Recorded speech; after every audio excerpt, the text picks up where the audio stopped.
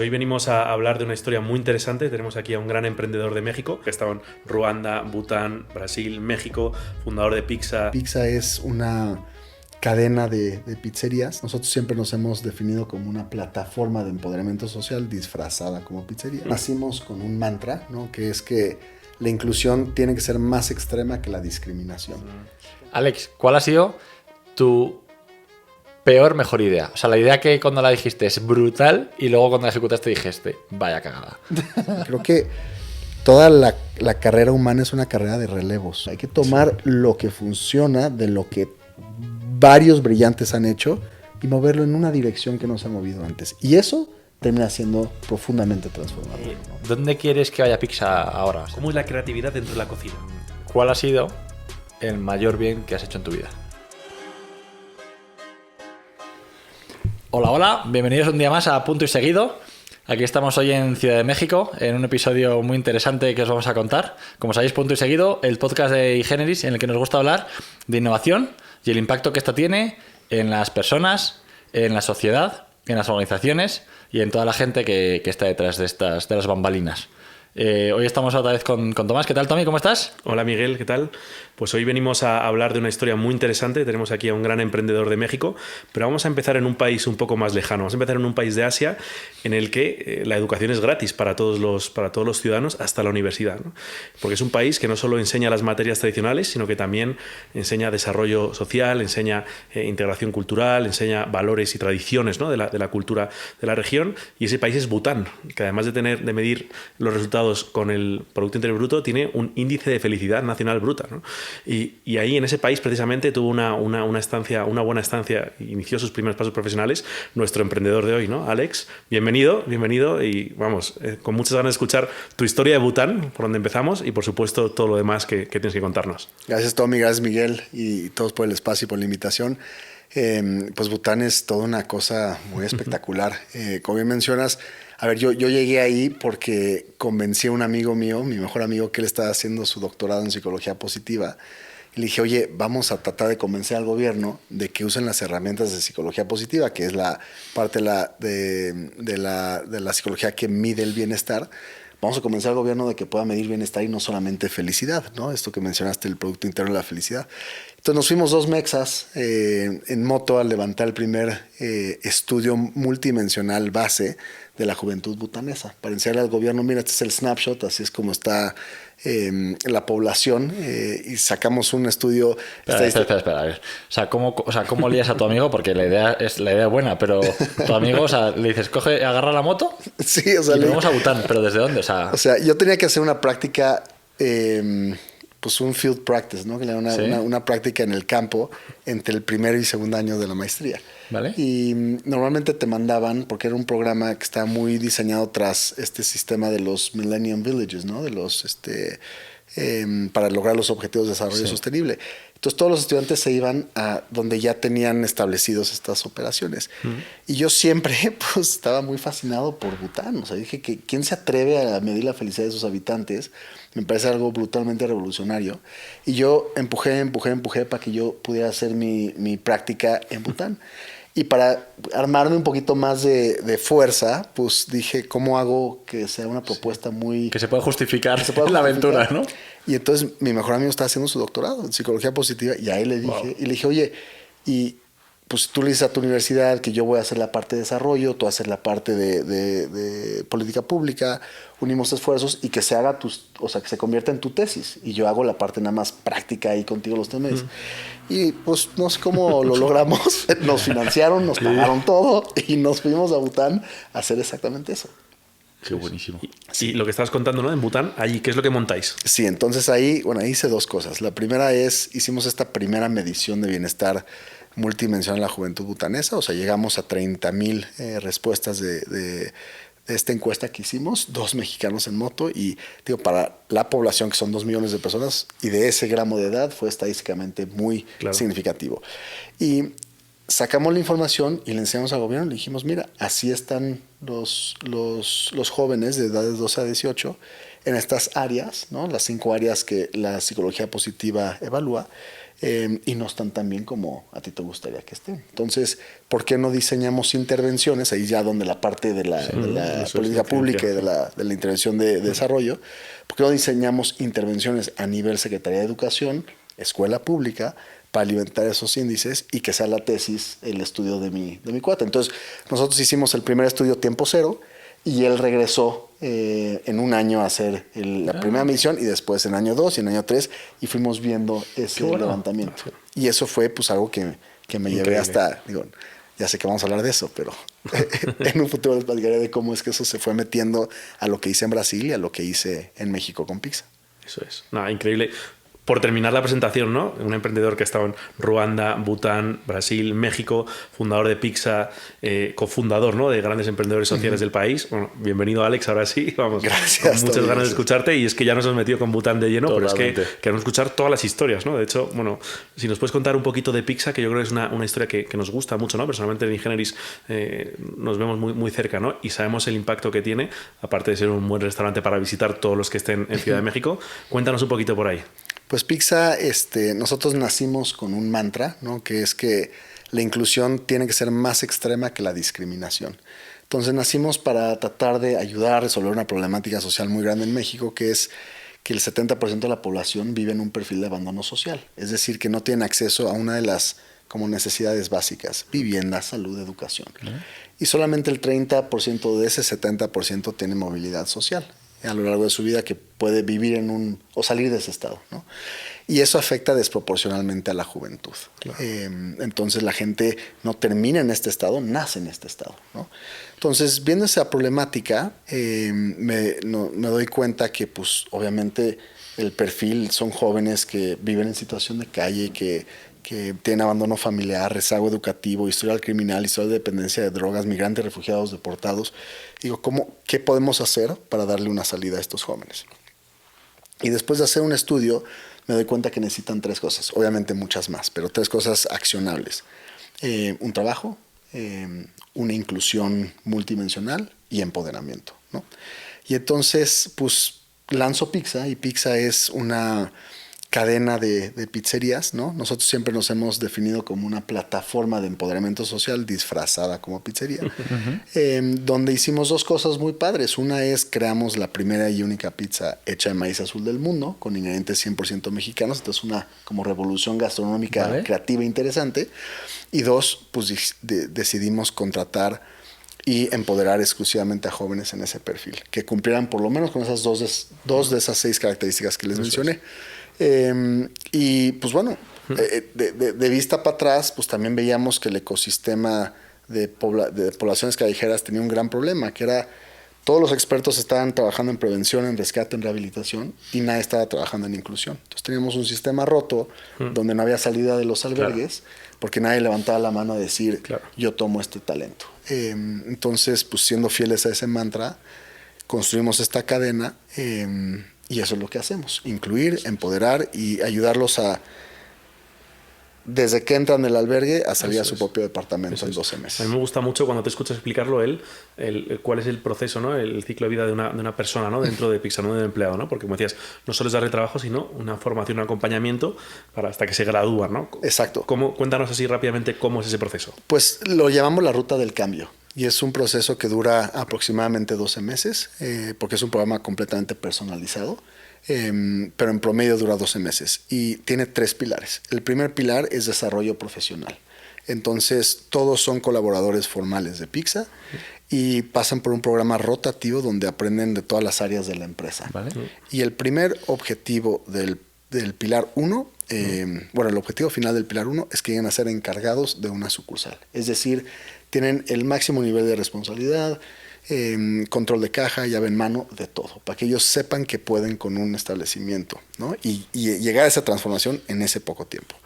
El pilar número 2 es desarrollo de habilidades socioemocionales. Entonces siempre decimos nosotros, pues es más fácil sacar al niño de la calle que la calle del niño. Entonces estas son las intervenciones muy a la Bután, donde nosotros desarrollamos 15 intervenciones para desarrollar 13 habilidades socioemocionales. Y estas 15 intervenciones las vamos cambiando.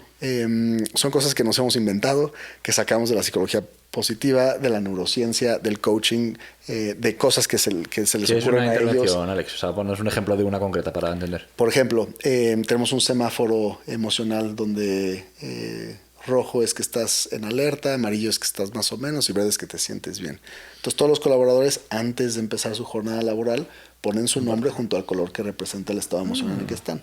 Entonces eso genera pues poder de la vulnerabilidad, apertura y empatía y nos deja a todos tomar acción según el estado en el que están y normalizar que está bien no estar bien, ¿no? Que es algo muy muy importante. Vale. Entonces como esa tenemos varias.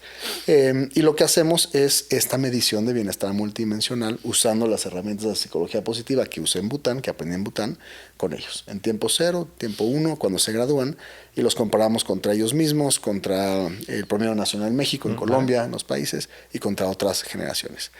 Y el tercero es vida independiente. Y en la vida independiente, ahí les ayudamos a hacer un plan de vida personal y profesional cuando están trabajando con nosotros. Empiezan a trabajar, tienen que cumplir con el 70% de esos indicadores, ¿no? Y luego en mes 10 de los 12 aproximadamente empieza una cosa bien transformadora que es el horno social. Y ahí es donde los empezamos a preparar para salir del albergue y entrar a su propio departamento por primera vez en su vida, ¿no? Entonces lo que hacemos es los ayudamos a identificar dónde pueden vivir, cuánto les va a costar, a prepararlos para entender cómo se pagan ciertos servicios, qué tienen que hacer, ¿no? Entonces hay toda una intervención económica para prepararlos y después los ayudamos a hacer una lista de las cosas que necesitan para su vivienda. Pues sillones, refrigerador, sillas, mesa, todo. Y les decimos que le pongan una recompensa creativa a cada cosa, ¿no? Por ejemplo, les escriben una canción, les dan un tour en su barrio, se vuelven sus ayudantes un día. Sí. Y esa lista, nosotros decoramos las sucursales una vez al mes, cuando son esas campañas, con información de él o de ella, y creamos una pizza nueva que sea como la bandera de esa campaña, ¿no? Y entonces el chiste es, tú vas a ir a pizza y te va a tocar él o ella, que te va a tratar de convencer de comprar su pizza, ¿no? Porque además lo vas a ver, la foto, esto y lo otro, porque todas las ganancias de la venta van para su campaña, que normalmente alcanza para depósito de seguridad y 1 o 2 meses de renta. Y además ponemos esa lista de cosas que ellos necesitan en las sucursales y en las redes sociales. Y ahí nuestras sucursales se convierten en centros de acopio. O sea, nuestra comunidad regala y dona esas cosas y las traen a las sucursales para que ellos entren con estas cosas, con la computadora, con lo que necesitan. Entonces, en un año tenemos una transformación muy transversal, muy profunda de una persona que ya llegó a ser encargado de sucursal, una persona que tiene mayor descubrimiento y control sobre su estado socioemocional y una persona que tiene una vivienda propia. Y todo eso se cuenta en una carpeta de transformación y eso es la graduación, que ya además es, ahora puedes dar el siguiente paso, que ya tienes un trabajo asegurado que cumplía con tu plan de vida, sales de Pixa, donde Pixa redujo ya ese riesgo de contratación y podemos darle la entrada a alguien más. Porque Pixa pues tiene un techo. Nosotros lo tenemos que pasar a alguien más de la industria o de otra industria para que sigan creciendo. Vale. Alex, o sea, bueno, brutal, me parece interesantísimo. O sea, aparte, luego vamos a hablar de la creatividad porque me parece como súper interesante cómo habéis aplicado todo tipo de momentos de creatividad durante todo el proceso. ¿Cuántos graduados habéis tenido más o menos, para que nos hagamos una idea? 218 graduados. 218, sí, más o menos, te lo sabes perfecto. De todos, o sea, del programa completo. ¿Vale? Y después de eso, ¿sois capaces de dar un cierto seguimiento a qué tal al cabo del año, 2 años, 3 años, un poco? Un poco, la verdad es que es un área de mejora, un área de oportunidad, porque lo que pasa es que cambian de celulares, cambian de vida, cambian de todo, ¿no? Entonces, lo que hemos hecho es empezar a hacer como que esta comunidad de exalumnos, ¿no? Tenemos una de las 13 intervenciones que jugamos fútbol, tenemos nuestra liga de fútbol interna. Entonces, cuando queremos que ellos regresen y que también estamos implementando ahorita un sistema de buddies, ¿no? Ya tenemos un sistema de buddies, pero ahora con los exalumnos, para que sean como estos mentores ya graduados, ¿no? Pero es un área de oportunidad. Ahora, muchos de ellos sí tenemos relación con ellos, sabemos dónde están trabajando, sabemos que les está yendo bien, otros también han recaído, hay de todo tipo de historias, pero sí necesitamos como que fortalecer más ese vínculo con los graduados.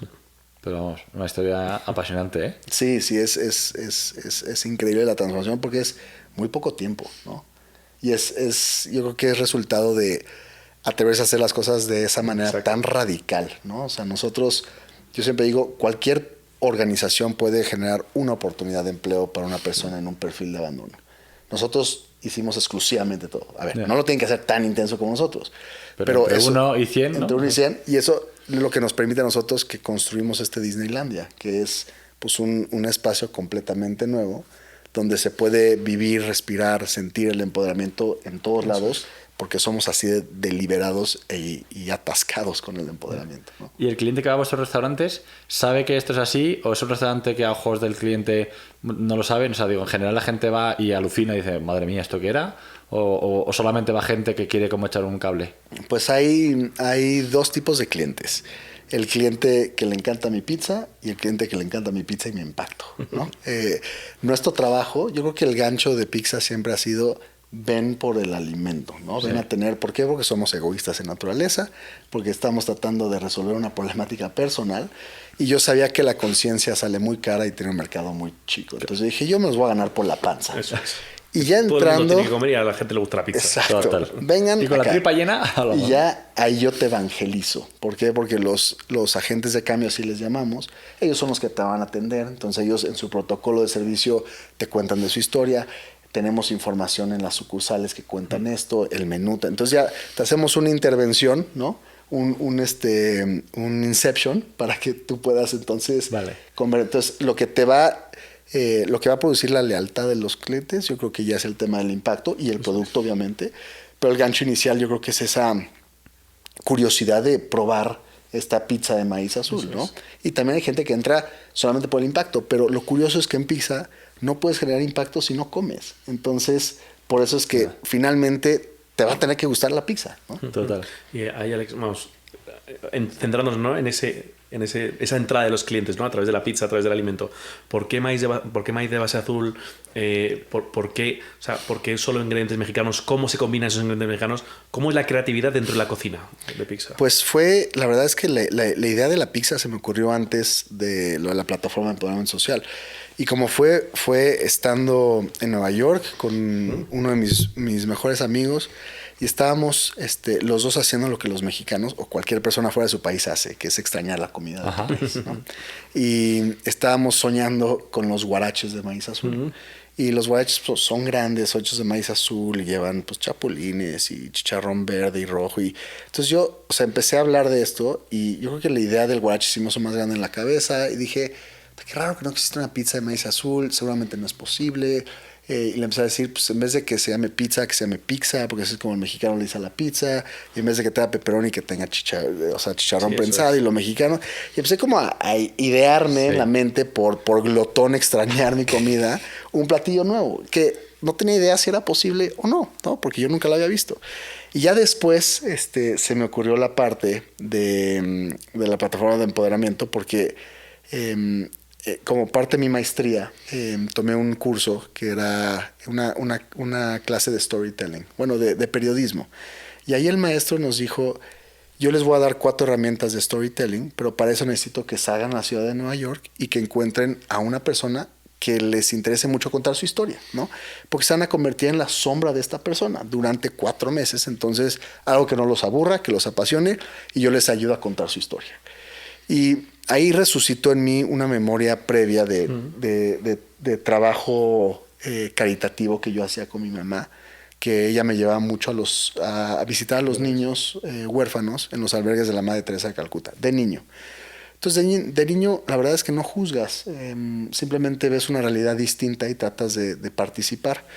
Y como que se quedó siempre ese bichito en mí de conocer más a profundidad de esa población. Y estando en Nueva York, al igual que en México, pues estaba muy a flor de piel. Entonces dije, yo quiero platicar con alguien y dedicar mi proyecto a alguien en situación de calle. Salí a la ciudad de Nueva York, al poco tiempo veo a una persona parada hablando con 2 personas en situación de calle y platico yo con la persona parada y él se llama Joe, y le empecé a platicar a Joe, oye Joe, tengo este proyecto, me encantaría conversar contigo. Y me dice, pues mira, yo estuve en la calle 25 años Y ahora yo soy una persona que trabaja en uno de los varios albergues de los cuales fui beneficiario. Y hoy estoy platicando con ellos dos, tratando de convencerlos de entrar a un programa de rehabilitación. Y dije, bueno, me fascinaría hablar contigo porque tú tienes como que la perspectiva completa. Y entonces yo me volteé a ver y me dice, ok, acepto, pero bajo tres condiciones. Y digo, ok, a ver, ¿cuáles son? Y me dice, primero que nada, tienes que dormir 2 noches en situación de calle, tú. Dije, ok. Segundo, me dice, tienes que pasar por lo menos 2 noches en el albergue en el que yo trabajo. Y tercero, me dice, tienes que venir una vez a la semana y cocinarle a estas personas y sentarte a comer con ellos y con ellas para escuchar sus historias. Pues me dice, mi historia no te va a servir de nada, tienes que vivirla tú. Y le dije, ok. Y entonces me comprometí con Joe, entablamos una relación muy, muy bonita. Y en algún momento del semestre, saliendo del albergue, ahí fue cuando se cruzaron los cables bien, se conectaron los cables. Y me acordé de esa pizzería de maíz azul. Y dije, si en algún momento empiezo mi pizzería de maíz azul, solamente voy a contratar a gente como Joe. Y ahí nació la idea de Pizza, ¿no? Qué interesante. Y lo hiciste. Y lo hice, sí. Entonces, Alex, una cosa que me parece también como inspiradora, ¿no? Muchas veces, y seguramente hay mucha gente que nos escucha, que tiene muchas ideas, y que tiene buenas ideas, y que tiene deseos de cambiar el mundo, de hacer las cosas mejor, ¿no? Pero cuesta moverlo. Entonces, tú ya con tantísima trayectoria en el mundo del emprendimiento social, o emprendimiento de impacto, ¿no? ¿Cuáles son los grandes retos y los grandes obstáculos que te has ido encontrando, ¿no? O que tú ves ahora cuando te cuentan proyectos o qué tal, ¿no? ¿Sabes? Entonces, la falta de ideas, es que la gente no tiene acceso o no piensa de la forma sistémica o no encuentra un modelo de negocio para que lo que piensa se autosostenga, ¿no? Porque al final la historia que tú cuentas tiene muchos ángulos, pero como que tuviste muy claro, gánate a la gente por la panza, venderes una pizza, que es una cosa fácil de vender, entonces generas dinero, con ese dinero puedes ser creativo, ¿no? Si no, como es más difícil. No sé, el mundo de emprendimiento social, ¿qué grandes retos ves que hay? O sea, ¿qué te desafía? Pues yo creo que, o sea, entre más emprendo, entre más trabajo con emprendedores, más me doy cuenta que los problemas o los obstáculos más fuertes y desafiantes son los internos, son los problemas mentales. Entonces, ¿por qué? Porque, a ver, emprender es muy complicado, ¿okay? Hay un índice de fracaso muy alto. Eso significa que por más de que estudies modelos exitosos, no significa que te van a funcionar a ti, porque todo cambia, ¿no? Entonces, lo que yo me voy dando cuenta más y más es que no es que la gente no quiera, no es que no tengan esa perseverancia, esa garra, sino es que no creen que son capaces de lograrlo. Y entonces, desde antes de empezar y mientras están empezando, ¿no? O sea, desde antes de empezar, el análisis parálisis de no tengo suficiente dinero, no se han alineado los astros, mi papá no me ha dado la bendición, no he estudiado lo suficiente. Es como si te esperas hasta sentirte listo, nunca vas a hacer nada, ¿no? Y dos, mientras lo estás haciendo, todo el tema de ese como diálogo interno de autosabotaje es muy fuerte, porque el emprender también es una aventura un poco solitaria, ¿no? Puede llegar a ser un poco solitaria. Entonces, como todo es riesgoso y hay mucha incertidumbre, puede ser que todo el tiempo te estés dudando y que eso te haga, pues, o perder esperanza o desenamorarte del proyecto o estar todo el tiempo dudándote de ti o de tus colaboradores. Mucha gente tiene esa como paranoia de que nunca tienen a la gente correcta.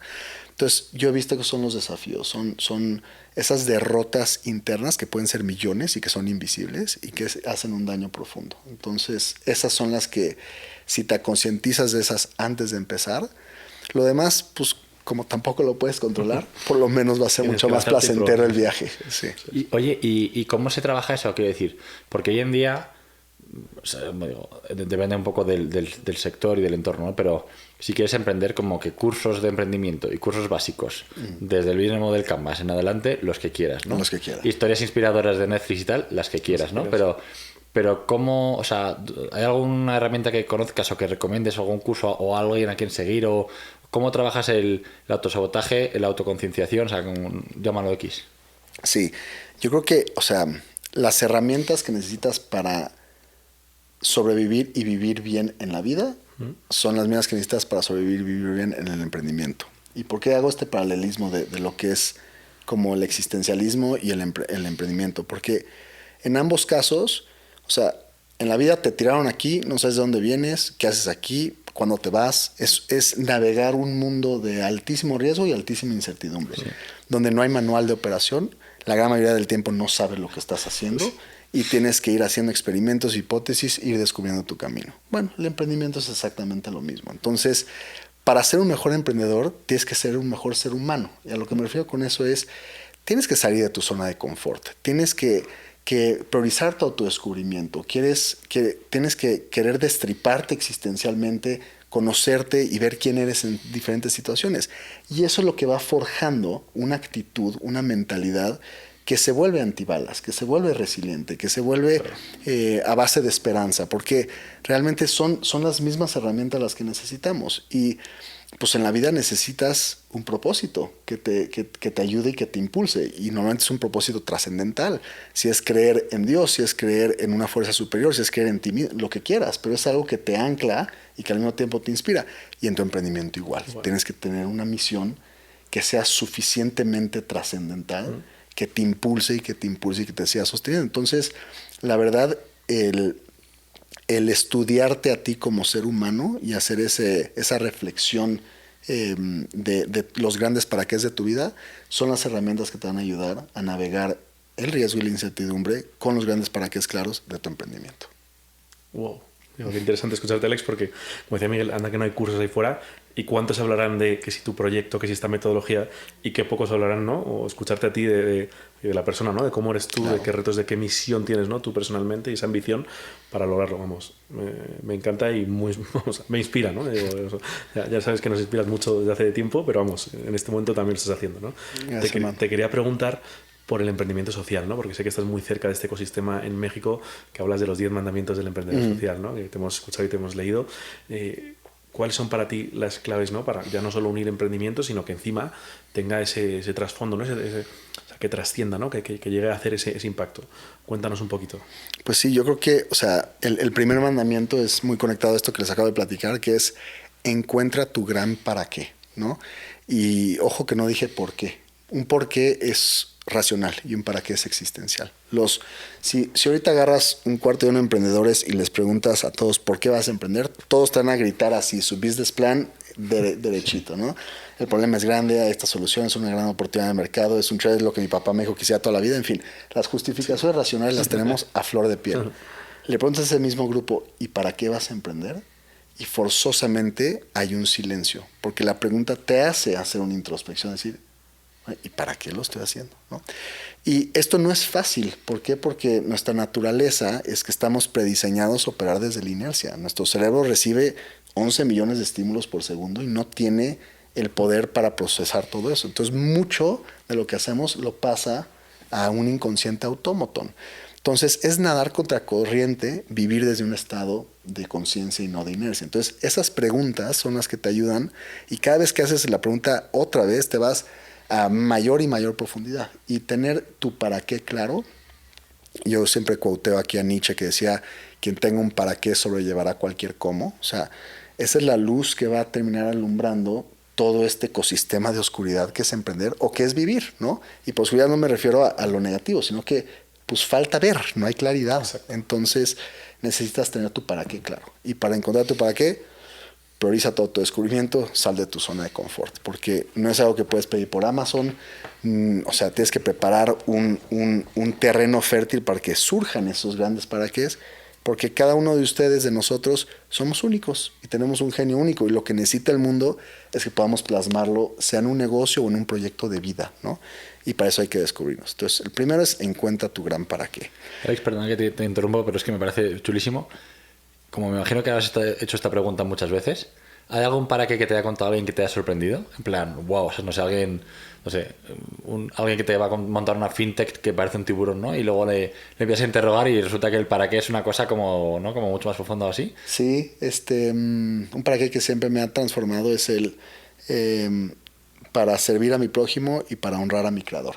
Eso fue un para qué que me dijo un emprendedor que hace una empresa de biotech, o sea, foodtech para productos veganos. Entonces está haciendo, a través de los hongos, está tratando de cambiar proteínas en temas que hace en su laboratorio. Entonces, es un... Muy, o sea, porque los que están a este nivel y los comos, pues están acá, ¿no? Entonces, encontrará otro como en algún momento, pero él para servir a su prójimo y para honrar a su creador. Me pareció algo que yo creo que la verdad es que todos se lo podemos robar o copiar. Sí, ¿no? totalmente. O sea, es algo muy bonito. No lo publicamos este podcast. El segundo es que creo que es como un ADN bien profundo en los emprendimientos sociales, es ellos tienen las respuestas y juntos podemos crear las soluciones. ¿Y a qué me refiero?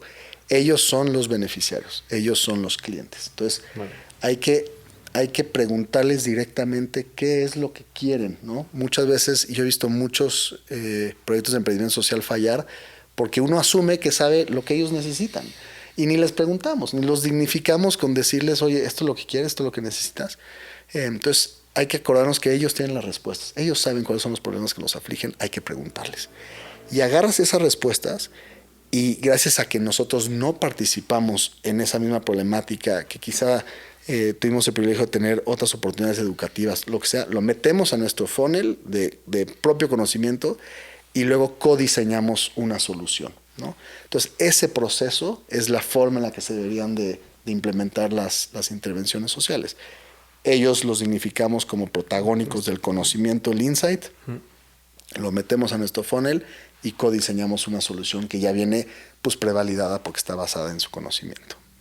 Y el tercero que creo que me ha abrazado toda la vida es en el emprendimiento y en la vida hay que navegar con esperanza, no con expectativas, ¿no? Porque las expectativas son las patadas de ahogado de la mente, de tratar de controlar todo lo que está fuera de tu control. Y strategy no es mucho más que eso, ¿no? Sí. Es tratar de nosotros pues ponerle nombre y color a las cosas que no podemos ver.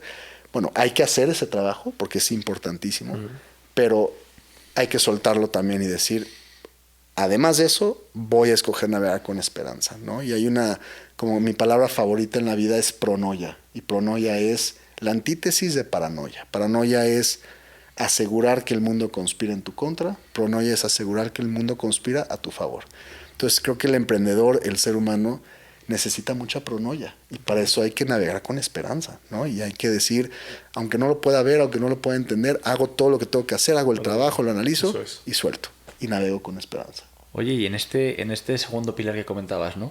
Que es la parte también como de co-crear y demás, me ha sorprendido mucho cuando nos cuentas todo el proceso que tenéis en Pixa. Tiene como un montón de perlitas creativas, ¿no? De, oye, pues ponemos un semáforo. O sea, que son cosas sencillas, ¿eh? Que a mí me gusta mucho que a veces la mejor innovación es la más sencilla. 100%. Es como, no, vamos a hacer una cosa y entonces te voy a leer con inteligencia artificial el rostro. Es como, tío, pon un semáforo y pones tu nombre al lado con una pegatina, ¿sabes? Y igual te cumple mejor porque más lo pones tú, ¿no? Claro. Pues de todo esto, en el proceso creativo, ¿no? Porque yo creo que muchas veces el reto que tenemos en el mundo en el emprendimiento social y demás es más difícil. O sea, como es más difícil, hay que ser más creativos. O sea, como no compites en igualdad de condiciones, porque tú no quieres saltarte ciertas barreras, que es, mira, yo es que quiero contratar a gente que parte desde más abajo. O yo es que yo no quiero pagar por debajo del salario mínimo aceptable. O yo no quiero utilizar este tipo de productos, ¿no? O sea, como te pones una serie de limitantes, pues claro, el espacio está más cerrado y tú compites en un mundo voraz, ¿no? Entonces, ¿cómo aplicas la creatividad, ¿no? Entonces, me encantaría en este proceso, porque desde que tú tienes la idea peregrina de vamos a hacer una pizza azul hasta que montas todo esto, hay un camino muy largo de codiseño, co-creación, ver qué funciona, ¿no? Entonces, algunos momentos creativos que hayáis tenido, como algún aha moment o alguna cosa que hayáis dicho, mira, nos funcionó genial esto, o alguna cosa que haya sido como en plan, wow, hicimos un semáforo en la pared y nos cambió la vida, ¿no? No sé.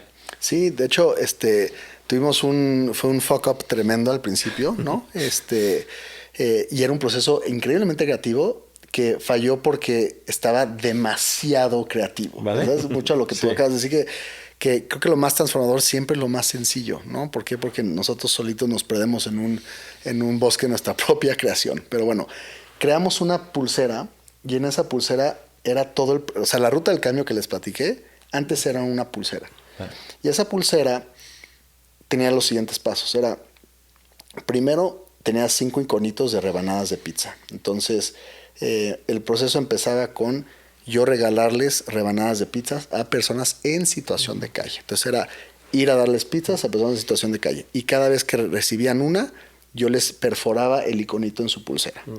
Después venía un filtro de compromiso, que era que ellos tenían que hacer un voluntariado. Entonces ellos tenían que limpiar un área de pernocta o ayudarme a mí a llevar pizzas a otras personas. Tenían que enseñar que estaban dispuestos a dar, no solamente a recibir. Después recibían una camiseta, un diagnóstico médico, un curso de habilidades de vida y finalmente, si pasaban por esos filtros, recibían su oferta formal de empleo.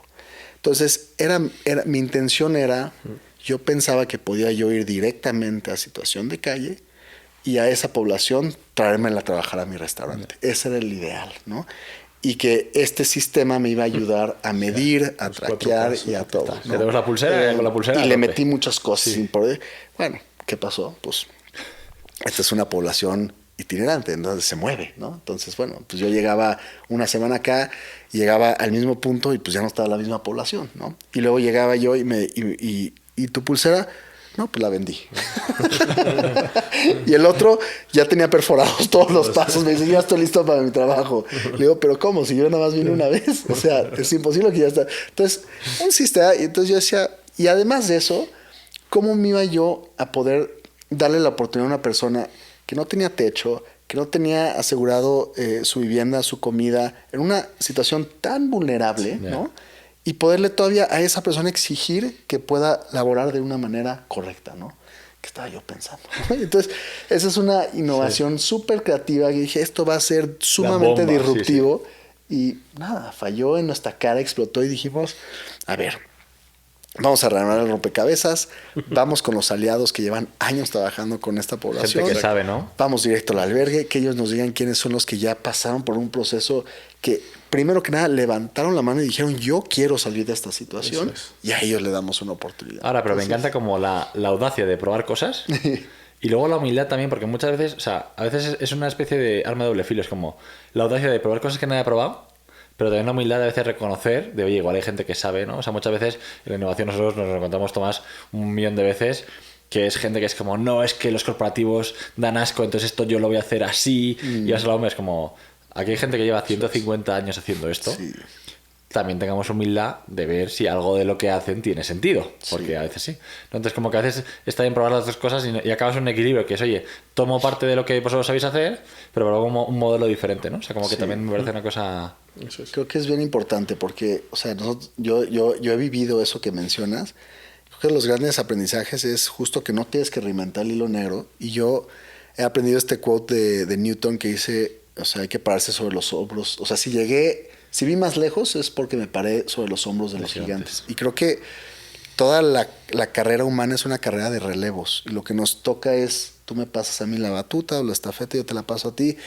Y es estar bien con mover la aguja. O sea, creo que nos han como vendido o normalizado esta narrativa de tienes que cambiar el mundo y tienes que hacer como esa disrupción histórica. Y es, nada más hay que mover la aguja. Hay que tomar lo que funciona de lo que varios brillantes han hecho y moverlo en una dirección que no se ha movido antes. Y eso termina siendo profundamente transformador, ¿no? Claro, pero aquí te entra la pelea contra tu ego, ¿no? Exacto. O sea, que es mucho más aspiracional decir que te parezcas a Elon Musk que no al que ayudó para un proceso que luego mejoró lo que hizo Elon Musk, ¿no? Exactamente.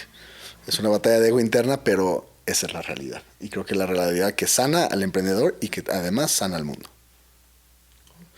Bueno, nos dejas sin palabras, Alex, ¿no? Y de hecho, pues, haciendo memoria, ¿no? El cómo te conocí, ¿no? Hace tiempo, porque una persona nos dijo, tienes que conocer a Alex sí o sí, tienes que conocer a Alex sí o sí. Y luego como tú nos dijiste, esa persona tiene que trabajar en Ingeniería sí o sí, ¿no? Como al final hemos ido acabando formando ese ciclo, ¿no? Y hoy en día pues estamos haciendo proyectos conjuntos, ¿no? Para llegar a ese impacto, ¿no? Entonces es muy bonito el escucharte, ¿no? Y que también veas tú como es la pequeña semilla que has tenido tú también dentro de Ingeniería, ¿no? Dentro de nuestro equipo, porque es así, ¿eh? Con muy poquito, pues al final hubo ese impacto que luego será multiplicador, vamos. Ay, muy agradecido de escucharlo y de estar aquí con ustedes, porque finalmente, o sea, desde esa plática que es muy bonito ver cómo hay, o sea, abanderados de este movimiento de innovación y de disrupción con impacto desde todas las trincheras, ¿no? Y yo no lo había conocido desde el mundo en el que ustedes trabajan y es súper poderoso porque además tiene una plataforma que es muy grande. Claro. Y es muy potencializadora desde el inicio. Entonces,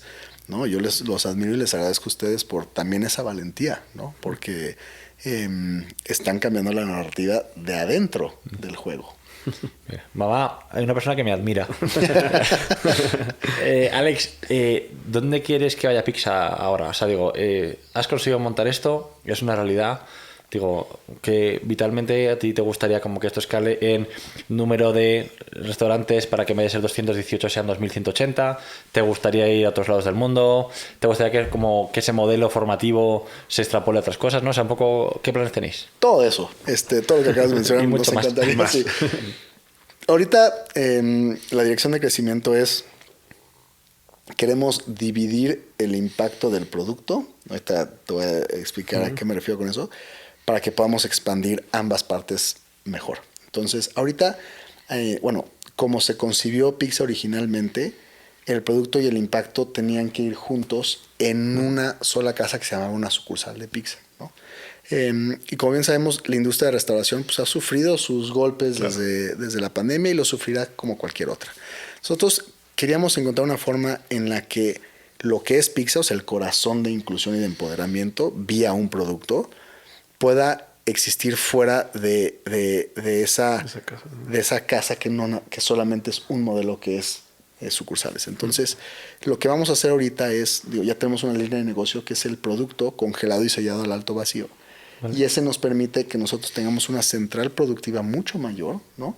Donde contratamos a los mismos jóvenes, pero ese producto ya sale a hoteles, a restaurantes, a bares, a cafeterías, a tiendas de autoconsumo, a supermercados. Ya tiene una historia y tiene otra tesis de impacto reflexivo en las casas de nuestros clientes cuando se sientan a cenar con sus familiares, que ya nos permite a nosotros salirnos de esa camisa de fuerza de la sucursal, ¿no? Y además supongo que también para los chicos que están en esa exclusión, igual la tensión de estar cara al público es mayor que la tensión. O sea, igual puedes operar más fácil en una fábrica que de cara al público, ¿no? Exactamente. Entonces hemos visto que tiene esa bendición también oculta, ¿no? Número 2, acabamos de nosotros formar nuestra fundación. Entonces, por muchos años en Pizza, y nosotros fuimos muy necios con esto, pues había mucha gente que quería apoyar Pizza, ¿no? Nosotros le decíamos invierte, ¿sabes? Pues somos una SAPI, invierte y ten rendimiento, pues somos una empresa social y vamos a comprobar siempre que no dependemos de financiamiento externo. Y luego dijimos, bueno, o sea, tampoco hay que pelearnos con eso, ¿no? Entonces, ya tenemos esta capa encima que lo que pasa a ser la fundación es ahora permitirnos que el impacto viva fuera de nuestra sucursal. Exacto. Entonces ahora la fundación nos permite a nosotros ayudar a otras organizaciones y espacios a convertirse en espacios incluyentes y empoderadores como nosotros, vía la educación, vía la transparencia, vía compartir mejores prácticas, la capacitación. Entonces ya la fundación va a tener su propia vida y Pizza va a pasar a ser un cliente de la fundación, porque la fundación va a ser la que va a dar la capacitación del personal, ¿no? Y lo vamos a outsourcear a nosotros mismos y a los demás. Claro, ¿no? reduces el riesgo, ¿no? Ya no solo depende de que la pizza se esté vendiendo, sino de un ecosistema mucho mayor. Va a haber un ecosistema mayor. Y el tercero es, estamos por aventurarnos en hacer franquicias sociales, ¿no? Ya que tengamos nosotros esta fundación bien puesta con los cimientos de recursos humanos, queremos a operadores que nos ayuden a llevar Pizza a diferentes poblaciones, porque tenemos una lista de espera de gente que desde que empezamos, que oye, yo quiero una franquicia en mi ciudad, en mi localidad, les queremos dar la oportunidad de hacerlo, pero sin tanta carga como nosotros experimentamos de tener que hacer todo ellos solos. Entonces ahora la fundación le puede proveer el servicio del desarrollo de capital humano. Nuestro comisariato, que es central donde ya producimos el producto, les da la materia prima y entonces ellos se dedican a operar un gran espacio y nosotros como colaboradores nos podemos asociar a que hay un mayor impacto. Entonces por ahí vamos ahorita, que eso es, ya nos estamos saliendo nada más de la tesis de abrir y abrir y abrir más sucursales, porque nos damos cuenta que esto nos puede dar más de ambos, ¿no? Y sin tantos dolores de cabeza, por lo menos in-house. Personalmente, claro, total. Oye, Alex, te preguntamos durante horas, pero para empezar es tardísimo. O sea, quiero decir, tienes una vida, tienes un montón de gente a la que egresar de sus cursos. Entonces, para acabar, vamos a hacerte unas preguntitas rápidas, claro. ¿te parece, vale? Sí, claro. Y nos respondes, ¿Tommy, disparas o disparo? Sí, no, empiezo como empezaste tú, por lo que es la panza, ¿no? ¿Cuál es tu pizza favorita? La de chapulines. La de chapulines. Sí. A ver, respuesta facilísima. Alex, ¿cuál ha sido tu peor, mejor idea. O sea, la idea que cuando la dijiste es brutal y luego cuando la ejecutaste dijiste, vaya cagada. Igual es la pulsera, pero a lo mejor tienes alguna más. Digo que fue la porque pulsera. tú has liado a tu amigo para ir a Bután en moto. O sea, has montado... O sea, Hijos, la peor, mejor idea. Es una muy buena pregunta. Esa de la pulsera se me hace muy buena, porque pues sí. Te dejo que la cambies si quieres por la mejor peor idea. Algo que pensaste que no iba a funcionar nunca y de repente dices, mira, y lo pego. Pues la pizza de maíz azul, la verdad. O sea, se ¿Vale? me hace que... O sea, yo estoy seguro que no fui la primera persona a la que se me ocurrió, ¿no? Y eso mucho de lo que hablamos antes. El mundo está lleno de muy buenas ideas, nada más que muy pocos con la valentía de ejecutarlas. Entonces, me da gusto gritar al mundo como, uy, me la pude llevar yo, ya sabes, Total. a todos los que la pensaron también, de glotones. Todos inventamos Airbnb antes de que existiera, ¿no? Exacto, Pues, exacto. pues igual. Pues esta pizza, yo creo que esa fue. Qué bueno. Ahí, sigo yo. Me gusta mucho antes cuando has comentado, ¿no? Lo de las iniciativas, el modelo de incidencia, lo del caso del semáforo, ¿no? Y he dicho, "Joder, si es que esto igual lo tendríamos que estar aplicando nosotros". Sí. De estas iniciativas, cuéntanos alguna que podamos aplicar el resto de empresas también para mejorar, ¿no? Esta psicología positiva, mejorar nosotros en las empresas, en nuestras casas. Es un gran punto. Y sí, todas estas son, o sea, no las necesitan los jóvenes en un perfil de abandono social, los necesitamos absolutamente todos. Tenemos el sistema de buddies, que creo que ha sido muy transformador, que es cuando tú entras a la organización, te emparejamos con alguien que va a ser como tu rompe en caso de emergencia. Ya sabes, esta es tu persona, ¿no? Y creo que uno da herramientas mucho de no escalar muchos problemas. O sea, cuando hay un problema, ellos saben que tienen un protocolo de atención entre ellos, ¿no? Eso les ayuda a uno no escalar problemas, dos, a saber que ellos pueden, y tres, a siempre tener a alguien que está ahí para ellos. Y creo que eso, imagínate tener eso en cualquier organización, a tu persona, y es rotativo. Entonces vas aprendiendo eso de diferentes personas. Eso, y tenemos intervenciones para disminuir estrés y ansiedad, ¿no? Que son cosas de temas aeróbicos, cosas de pesas. Tenemos en las sucursales un punching bag donde le pueden pegar. Entonces creo que juegos kinestéticos también. O sea, como que en estos espacios no bifurcar el ser del hacer. O sea, si estamos en una organización, estamos en una empresa y alguien se está sintiendo mal, que pueda hacer algo al respecto. Sal a correr una cuadra, haz unos burpees, haz un ejercicio de breathwork, haz una mindfulness, una meditación. O sea, son cosas tan sencillas que nada más implementarlas, pero desde normalizar lo que había dicho al principio es, está bien no estar bien, ¿no? Sí. Y poder normalizar eso y construir espacios seguros, psicológicamente seguros para eso, creo que son muy poderosos. Oye, Alex, ¿cuál es una idea que le pedirías a los emprendedores sociales que no hagan más, ¿no? O sea, ¿cuál es la cosa que has visto 20 veces fracasar o que todo el mundo tiene la misma idea, en plan, por favor, no hagáis esto, pensad otra cosa? Híjoles, otra gran pregunta.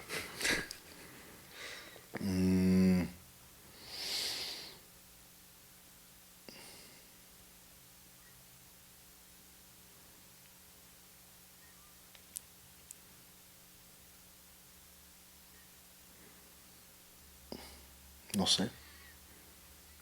Bueno, eso es que no estás muy quemado de ver lo mismo. Eso es. También, pues es una buena noticia esto. Una buena noticia. Yo, por ejemplo, cuando damos clase a los chavales de emprendimiento no social, siempre digo, oye, haced lo que queráis, pero por favor no me montes en una tienda de sudaderas. Es como, en plan de, bueno, hay 2000, ¿sabes? Sí.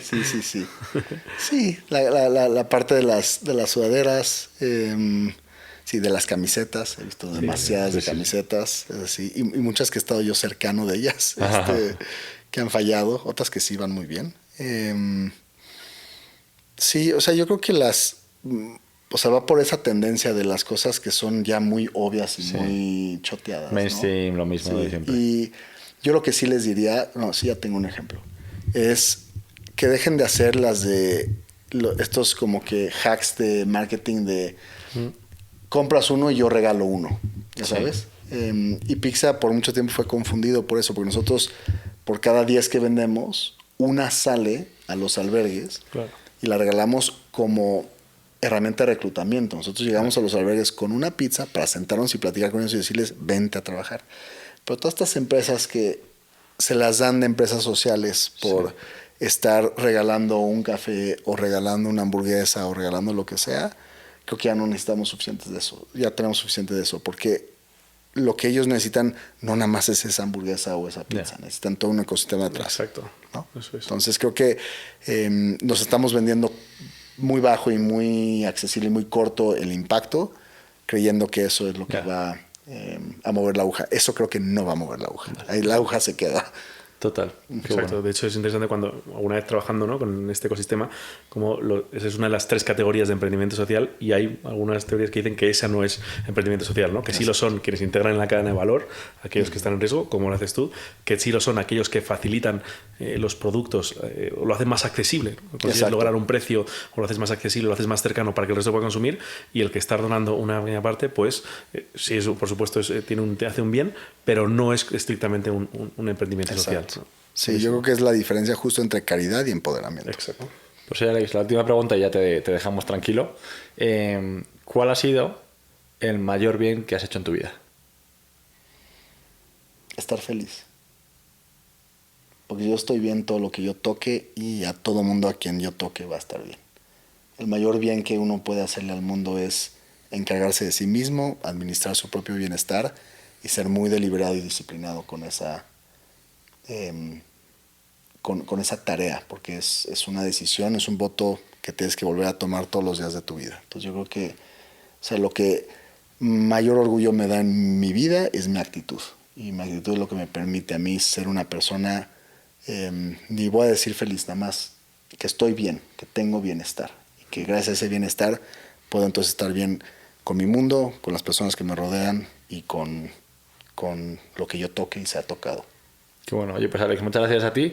También muchas gracias a tu madre, porque es la que empezó esto cuando te llevaba a ver. Gracias, Ma, de corazón, sin duda. O sea, que de verdad. Y nada, muchas gracias por tu tiempo. Un placer también como siempre. Y a ustedes dos, gracias. Y a los que nos escuchan y acompañan, gracias. Claro que sí. Nos vemos en la siguiente, chicos. Muchas gracias por todo. Gracias.